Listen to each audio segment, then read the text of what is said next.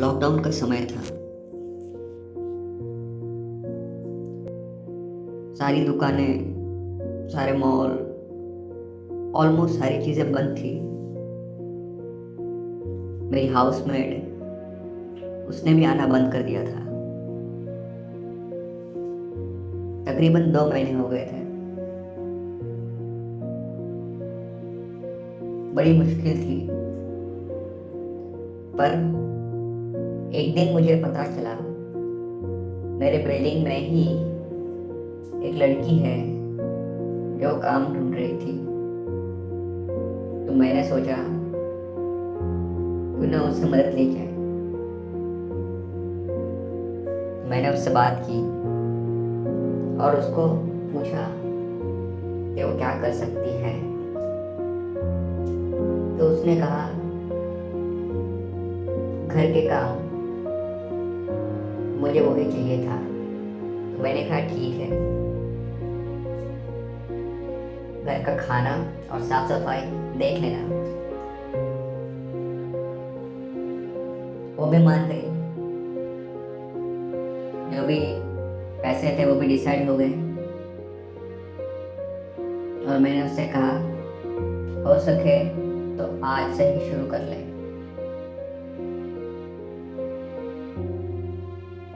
वो भी रेडी हो गई। तो उस दिन शाम को वो मेरे घर आई। उसे पूरा घर दिखाया और बताया कौन सी चीज कहाँ रखी है। वो भी बहुत स्मार्ट थी, जल्दी से सारी चीजें समझ गई और अपने काम में लग गई। और मैं भी अपने काम में लग गया। एक दिन वो घर में साफ सफाई कर रही थी। तो उसने देखा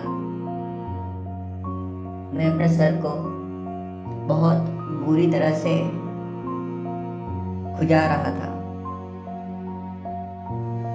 तो वो मेरे पास आई और बोली ये क्या कर रहे हो, इस तरह से तो तुम्हारे सर में जख्म हो जाएगा। तो मैंने भी कहा हाँ, शायद से थोड़ी जलन तो महसूस हो ही रही है। तो उसने मेरे बालों को देखते हुए कहा अरे ये क्या, तुम्हारी बालों की हालत तो बहुत खराब है, कुछ करते क्यों नहीं। तो मैंने कहा क्या करूं, पिछले 2 महीने से सलून बंद है और कोई डर्मेटोलॉजिस्ट भी नहीं है जिससे कंसल्ट करूं। तब वो बोली ठीक है, और वो फिर से अपने काम में लग गई। फिर झाड़ू निकालते हुए उसने कहा फर्श पे इतने बाल क्यों है। तो मैंने उससे कहा मे बी हेयर फॉल होगा। तब उसने कहा तुम्हें जल्दी ही कुछ करना चाहिए, कहीं कुछ बात ना बिगड़ जाए।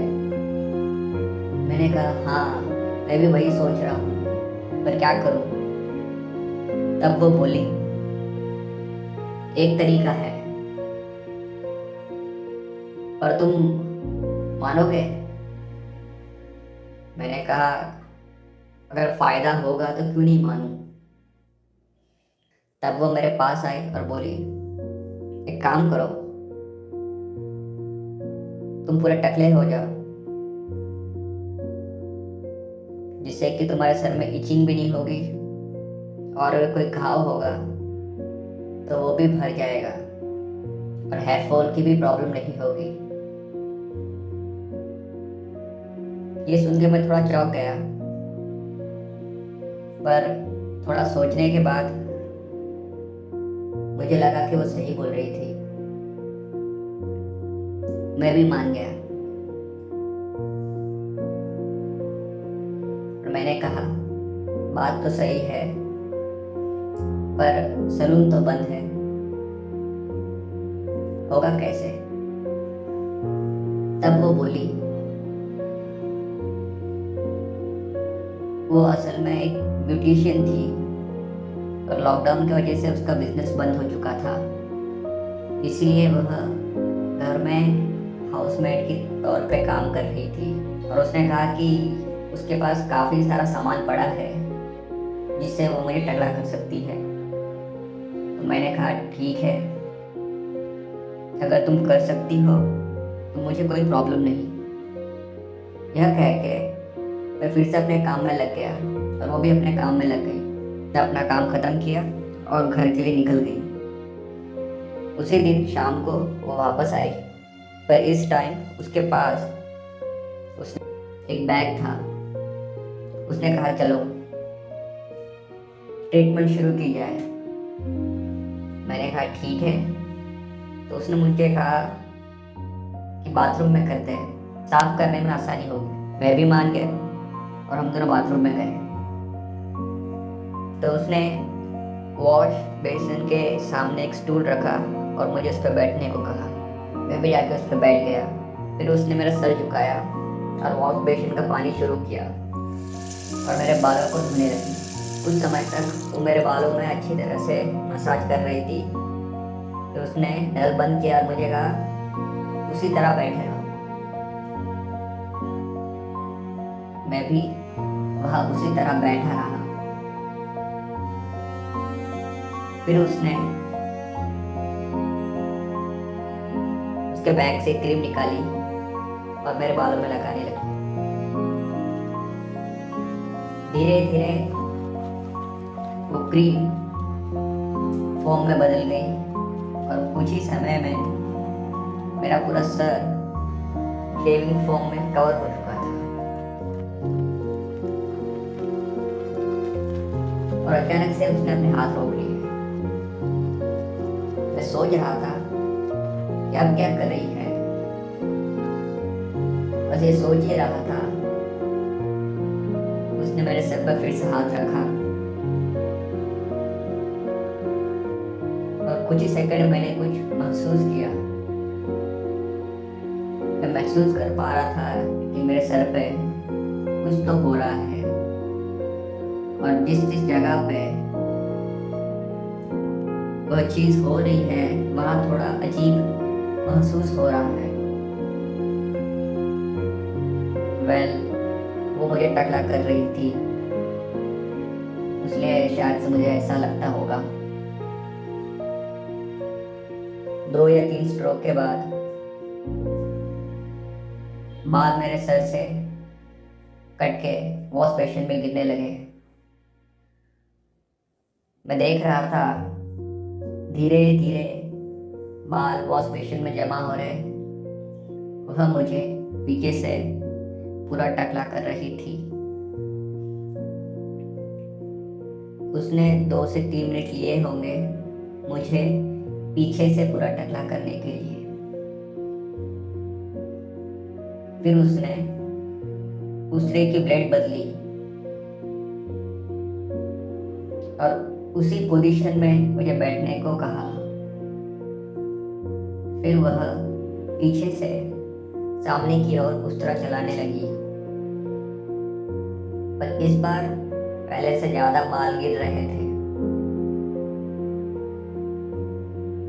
धीरे धीरे वह मेरे सर पर उस तरह चला के मुझे टकला कर रही थी।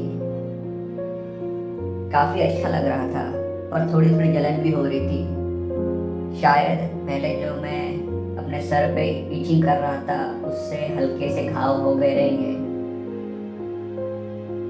पर कोई बात नहीं, कुछ दिनों में वो भी ठीक होने वाले ही थे।